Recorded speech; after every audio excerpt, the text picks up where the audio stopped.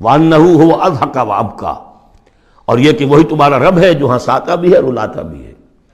ایسی حالات جن میں کہ تم خوش رہتے ہو ہنستے ہو وہ بھی اللہ کی طرف سے ہیں، اور ایسے حالات جن میں تمہیں رونا آ جاتا ہے تکلیف ہوتی ہے وہ بھی اللہ کی طرف سے ہیں۔ وَأَنَّهُ هُوَ أَمَاتَ وَأَحْيَا، اور یہ کہ وہی ہے جو مارتا بھی ہے اور زندہ بھی رکھتا ہے۔ وَأَنَّهُ خَلَقَ الزَّوْجَيْنِ الذَّكَرَ وَالْأُنثَىٰ مِن نُطْفَةٍ إِذَا تُمْنَىٰ، اور یہ کہ وہی ہے کہ جس نے بنا دیے ہیں زوجین، الذکر والانثیٰ، مذکر اور مؤنث، مرد اور عورت، نر اور مادہ، من نطفتن، ایک ہی بوند سے، اذا تمنا، جبکہ وہ ٹپکائی جاتی ہے۔ وَأَنَّ عَلَيْهِ النَّشْأَةَ الْأُخْرَىٰ، اور یہ کہ اسی کے ذمے ہے دوبارہ اٹھانا۔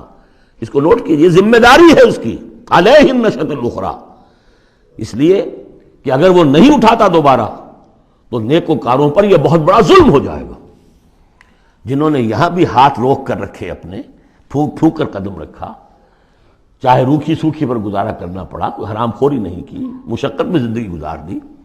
اگر یہ نشأۃ ثانیہ نہیں ہے، دوبارہ اٹھنا نہیں ہے، انہیں اجر و ثواب نہیں مل رہا ہے، تو بہت بڑا ظلم ہے جو ان پر ہو جائے گا۔ وَأَنَّ عَلَيْهِ النَّشْأَةَ الْأُخْرَىٰ، اس کے ذمے ہے دوبارہ اٹھانا۔ وَأَنَّ عَلَيْهِ النَّشْأَةَ الْأُخْرَىٰ وَأَنَّهُ هُوَ أَغْنَىٰ وَأَقْنَىٰ وَأَنَّهُ هُوَ رَبُّ الشِّعْرَىٰ وَأَنَّهُ أَهْلَكَ عَادًا الْأُولَىٰ وَثَمُودَ فَمَا أَبْقَىٰ وَقَوْمَ نُوحٍ مِّن قَبْلُ إِنَّهُمْ كَانُوا هُمْ أَظْلَمَ وَأَطْغَىٰ وَالْمُؤْتَفِكَةَ أَهْوَىٰ فَغَشَّاهَا مَا غَشَّىٰ فَبِأَيِّ آلَاءِ رَبِّكَ تَتَمَارَىٰ، صدق اللہ العظیم۔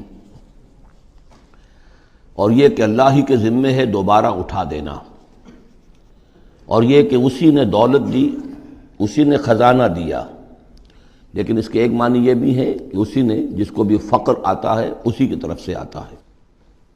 اغنا، اقنا، اقنا چونکہ یہ باب افعال ہے تو اس میں سلب ماخذ کا ایک مفہوم بھی ہوتا ہے۔ وَأَنَّهُ هُوَ رَبُّ الشِّعْرَىٰ، وہ ستارہ جس کی کہ عام طور پر پرستش کی جاتی تھی، یہ کہ اس کا رب بھی وہی ہے۔ وَأَنَّهُ أَهْلَكَ عَادًا الْأُولَىٰ، اور یہ کہ اسی نے ہلاک کیا تھا پہلے عاد کو۔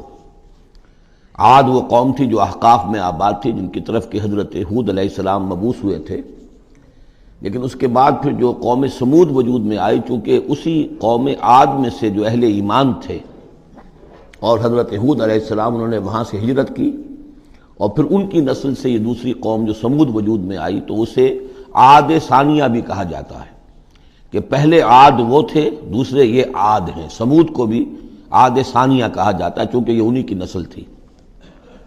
تو انہو اہلک عاد الاولیٰ، اسی نے ہلاک کیا تھا پہلے عاد کو۔ وثمود فابقیٰ، اور عاد ثانیہ یعنی سمود کو بھی تو پھر کسی کو باقی نہ چھوڑا۔ وقوم نوح من قبل، اور ہلاک کیا تھا اس نے نوح کی قوم کو اس سے پہلے۔ انہم کانوا ہم اظلم واطغیٰ، یقیناً وہ تو ان سے بھی بڑھ کر ظالم اور ان سے بھی بڑھ کر سرکش تھے۔ والمؤتفکۃ اہویٰ، اور وہ بستی کہ جسے اس نے پلٹ دیا تھا، الٹی ہوئی بستی کو اس نے پٹخ دیا، اس سے مراد ہے سدوم اور عمورہ کی بستیاں۔ فغشاها ما غشا، اور پھر اس کو ڈھانپ لیا جس چیز نے کہ ڈھانپ لیا۔ جب اس کے اوپر ایک دفعہ تو وہ زلزلہ آیا اور تلپٹ کر دیا، اور پھر اس پر کنکروں کی بارش ہوئی تھی۔ فغشاها ما غشا، تو وہ کنکروں کی بارش نے پھر ان کو ڈھانپ دیا۔ فبأي آلاء ربك تتمارى، تو تم اپنے رب کی کون کون سی قدرتوں کے بارے میں تم اسے جھٹلاؤ گے یا ان کے بارے میں شک کرو گے۔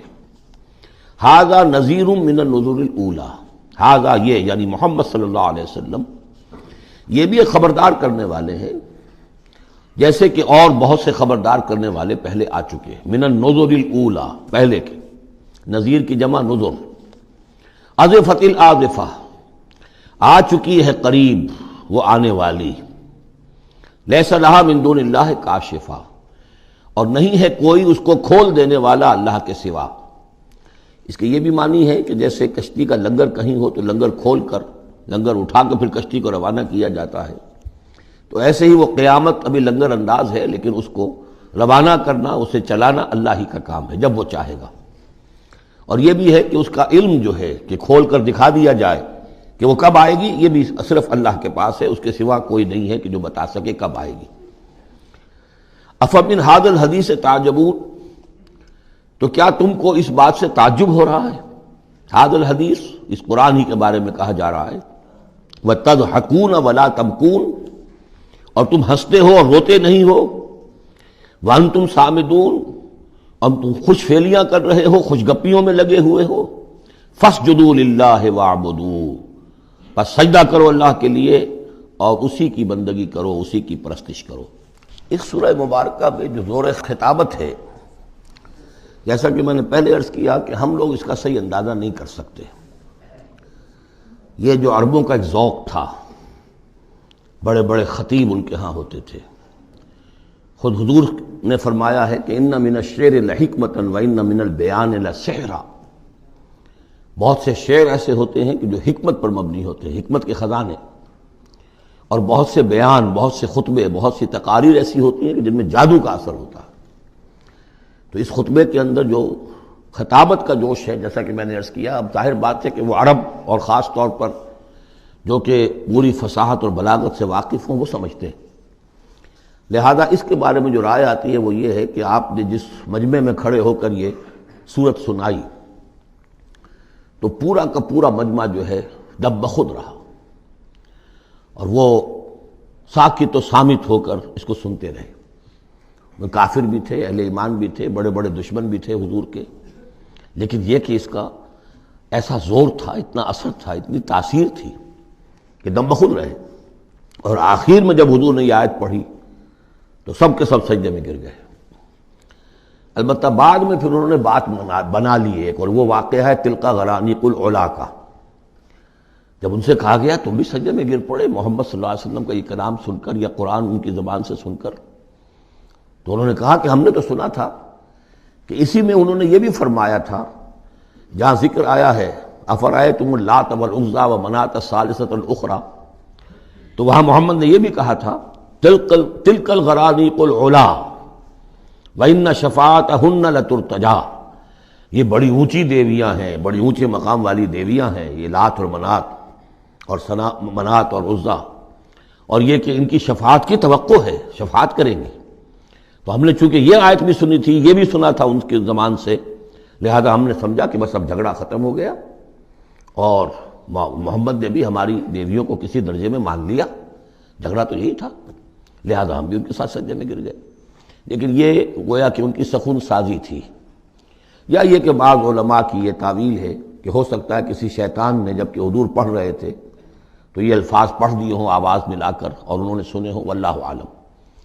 لیکن میرے نزدیک یہ اصل میں اس صورت کی تاثیر تھی، اس کی اتنی ہیبت تھی اس میں کہ اس کے نتیجے میں جب آخر میں یہ حکم آیا سجدہ کرو اللہ کو اور بندگی کرو اسی کی، تو وہ سب کے سب گویا کہ بے اختیار جسے ہم کہتے ہیں فَأُلْقِيَ السَّحَرَةُ سَاجِدِينَ، جیسے القیہ کا لفظ آیا ہے کہ وہ جادوگر جو تھے حضرت موسیٰ علیہ السلام کا جو مقابلہ کرنے آئے تھے، فعل مجہول ہے، گرا دیے گئے جادوگر سجدے میں، جیسے کسی نے ان کو پکڑ کر اور الٹا کر دیا اور سجدے میں گرا دیا، یعنی بے اختیار کرنا انسان کا۔ تو ایسا ہی معاملہ اس صورت کے سننے پر بھی ہوا ہے، واللہ عالم۔